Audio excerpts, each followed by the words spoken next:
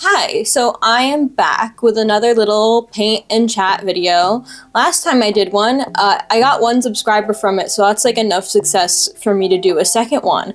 And I did this pretty little painting. And I don't know, I like it a lot. I'm really proud of it, but part of why I made it is because I really do think that around Halloween time, I could sell prints of it and it would do really well. Obviously, Halloween is now over. I am behind on that. And I really did like creating it. But yeah, part of why I made it is because I think people would like it. And I think prints of it would sell well. And that's exactly what I want to talk about today. Yeah, I came with a topic. I'm not just yapping about nothing. So, let's talk about, should you only make art that will sell? I think the answer is pretty obvious, but in this video, I'm both going to talk about the topic at hand, but also the process of creating this painting. Yeah, let's get started. So I started with a sketch here. Basically, how I start all of my paintings, I do a sketch in pencil, except if it's on canvas, I don't do a sketch in pencil. This painting is of a little black cat jumping out of a jack-o'-lantern because I thought that would be cute for Halloween. But it is something that is very almost easy to sell and not with like a deep meaning. And I think the question is, should we all just be making easily consumable commercial art like this all of the time? And the answer is obviously no. I think we should make whatever art we want, but I think also the reality is, if you want to make a living as an artist, you gotta make a few sacrifices to make your art sell a little bit more. And it's definitely a balance. And actually, I looked back, I had some opinions about this back in college, and I wrote a whole essay about it. And I was not very kind to the whole concept of commercial art. Oh, now I'm adding some bats. I just want to note that I have some bats, cute little bats, flying around in this painting. I like them. But yeah, I think I was very not kind to the concept of commercial art. In my mind, any art that was like, ooh, aiming to just sell and make a lot of money, not really art, not real art. Oh, and then of course I go in with, let me just note that I go in with this underpainting, this teal green underpainting, because I don't know, whenever I'm doing a painting, I like to do an underpainting so I'm not just painting on plain white. And so it just kind of, I don't know, makes the colors pop a little more. And if there's any like background showing through, it's teal and not white. And I like to do a color that goes well with the painting but isn't in the painting itself. But anyway, yeah, I had a lot of opinions about this, but I really didn't understand how the world worked. And yeah, so now I'm locking in my colors, and I start with like a dark blue for the cat. And I don't know if you noticed, but I don't use any black. I never use black in my paintings. I just use really dark blues and purples and greens that look like black, and it makes it more colorful, and I really like that. But yeah, no, I was really not kind to any commercial art, and I think I even said like, oh, it looks like art is everywhere, but it's not, because it's not actually art if it's just meant to sell. And I think I missed the idea of like nuance and how really truly it's just, as an artist, you kind of need your art to sell if you want to make money to live and spend most of your time making art and not at like a 9-to-5 job. I mean, if we lived in like a utopia where we didn't need to make money to live, then I think the whole art landscape would be very, very different. But also, like, I do think art that just purely exists to make money, like, you know, AI slop, that's garbage. Yeah, I think we can all agree that there is a certain amount of art that just exists to appeal to the masses and be easily digestible and make money. But back to the painting, I've put in all my colors, and basically I like to plop in like big areas of color just in a flat color, and now I'm adding detail to the pumpkin, which I'm really proud of how the pumpkin came out.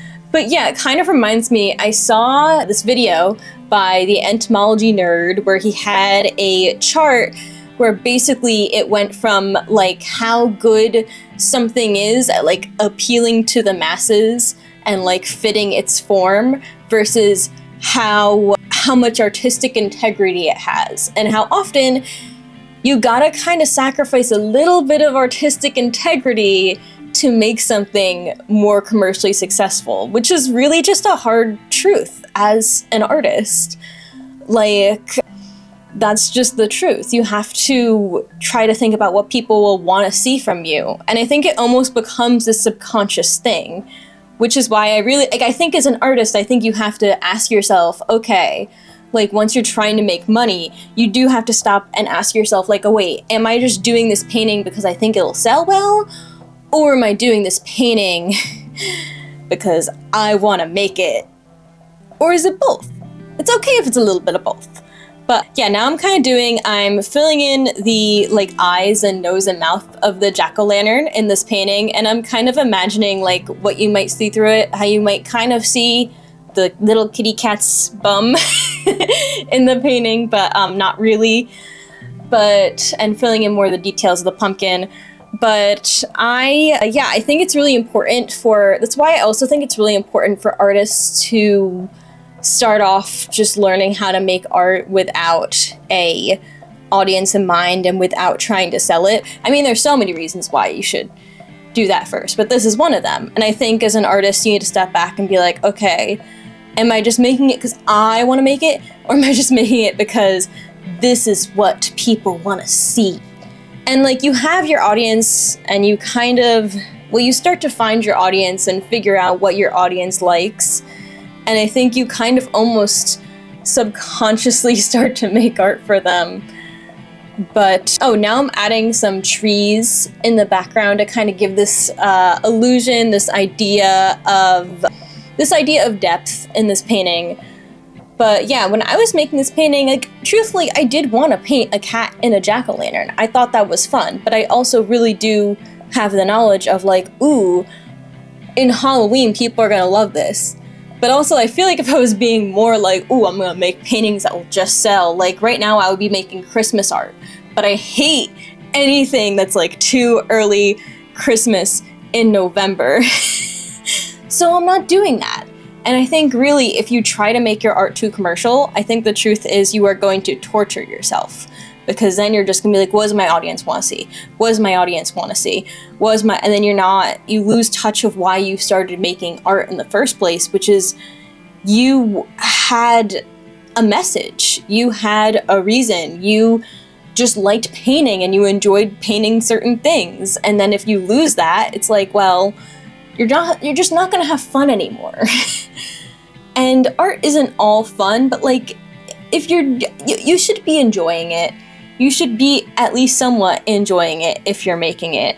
Now I'm finally going in and making the sky darker and adding some clouds.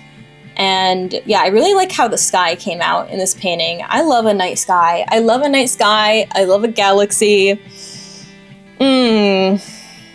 But yeah, no, it is such a balance. And I think also within the balance, I think we also have to, I was showing off how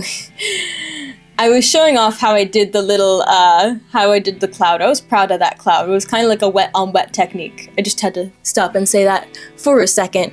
And now I'm going in the full moon. Yeah, I was originally gonna do that as a crescent moon, but then I made it a full moon. But I think even within that, I think we also have to think about the difference between art and design. Because there is some art there is some stuff that we would instinctively call art, which is actually design. And we might be like, ooh, that is commercial art. That is just made for money. When really, no, that's design. That is art with a job to do, as I would call it. Like a magazine cover, that is, yeah, an artist made that, probably, most likely. But also, it is art with a job to do. It is a design. It has a whole purpose of being a magazine cover to sell the magazine to people and to let people know what is inside the magazine. Same with like a book cover, same with like all of that. And I think that can be a part of like, I've done graphic design before. I've been paid for graphic design. I've done social media design before. And I think part of the struggle with that when you're working in that environment is also, you know, your art has a job to do. So you might be like, wow, it might be so pretty and cool if this book cover looked like this, but it's not fulfilling. It's not fulfilling the job of the book cover. Or, you know, for the social media post, it might be really pretty if the social media post looked like that, but it's not fulfilling the job of the social media post or of the magazine cover. And that's why I think really, truly, especially if you are doing that type of art, if you are doing book covers or magazine covers or art that is more like, that's more design, that has a job to do, I think you should come home and have at least some of your own art practice where you just get to do whatever you want, where it is just art for art's sake, art because you want to make it. Because art and design are two different things, even though an artist's skill is used for design. But anyway, now I'm going in on some of the details in this kitty cat, and I think the cat turned out really great. I think she looks gorgeous. I'm really proud of her. Actually, I feel like I'm saying over and over again that I'm really proud of this painting, but I haven't really done black cats that often, which is crazy. That's criminal, because I love black cats. I think some of the most friendliest cats I've known in my life are black cats. And in case you don't know me, I paint cats a lot. I paint cats a lot, and that has drawn a certain audience to me, especially when I go out to art fairs. And that's another thing. I always kind of, now that I've been selling my art more, and I've been trying to sell my art, I've been kind of keeping my audience in mind a little more. And it's something that's kind of hard because you do have to somewhat keep your audience in mind when you're making art, but you also have to be aware that you're not just making art for this invisible person, and that you don't lose yourself and your own desires of what you want to make in your art, you know? It's hard because you're not just selling, you know. But yeah, so now I'm doing a lot of work. I did a lot of work on the clouds. I like cut that out because it was a lot. It took a lot of time to work on the clouds. And now I'm doing some detail work on the moon. I also did some detail work on the bats. But my camera died, but anyway, what I was saying, I think you should make selfish art sometimes that will not sell at all, because I mean, if you're an artist, you're doing it because art brings you joy, and if you lose that joy, you're just gonna burn out. So, yeah, but also, it's a balancing act, and you gotta do a little bit of both. Sometimes you gotta sell out a little bit so you can make money, because that's the reality of living in capitalism.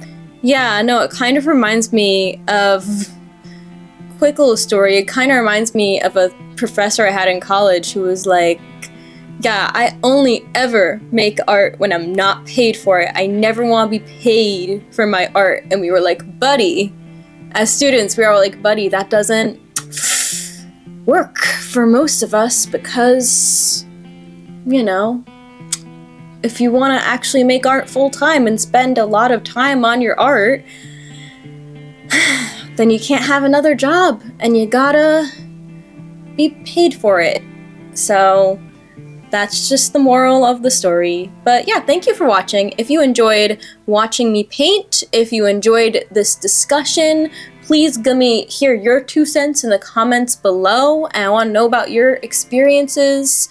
And yeah, I mean, if you're not making art to sell, then if you're making art just for fun, then absolutely you shouldn't make art that will sell. Don't worry about it. Just make art for fun. That's beautiful too.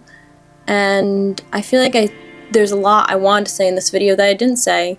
Yeah, no, also you shouldn't even you should just make art for fun. Making art as a professional is not the only way to make art. If you're just making art for fun is beautiful too. And I think art should be something that's accessible, that as many people as possible do, just as a little thing for fun. Yeah. But yeah, here's the finished painting. Thank you for watching. But yeah, thanks for watching. If you enjoyed, please subscribe and have a fantastic day or night or evening or morning. Woo!